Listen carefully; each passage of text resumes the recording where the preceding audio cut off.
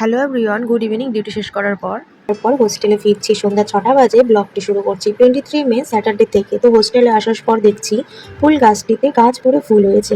দিনের বেলা ফুলগুলি নেতিয়ে থাকে, রাত হতে হতে ফুলগুলি ফোটে আর আলো দেয়। তারপর ঠাকুরকে দর্শন করে রুমে চলে আসলাম। ডিউটি থেকে আসার সময় কিছু ফল নিয়ে এসেছিলাম, সেগুলো রেখে দিলাম।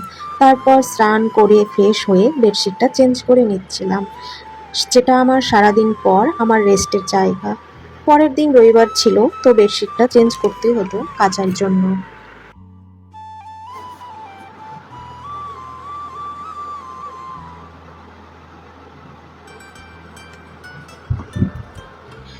আর এখানে বেডশিট আর পিলো কভার চেয়ারে রাখাই, জামা কাপড়গুলো কাছাকাছি ছিল রবিবারের ছুটির দিনে। তারপর পরের দিন রবিবার সকাল 6টায় ঘুম থেকে উঠে দেখি সকাল থেকে বৃষ্টি হয়েই যাচ্ছে।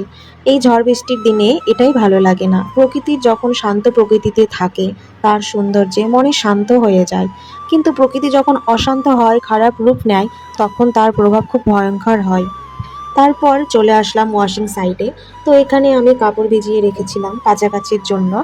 এই দেখো, আরও অনেকে কাপড় ভিজিয়ে রেখেছে কাচার জন্য। রবিবারের দিন মানেই কাচাকাচি আর অনেক ঘরের কাজের দিন। আমি এই বালতি আর মগটিতে কাপড় ভিজিয়ে রেখেছিলাম আলাদা আলাদা করে, যাতে কাপড়ের রং না লাগে। একসঙ্গে দিলে রং লেগে যাওয়ার ভয় আছে।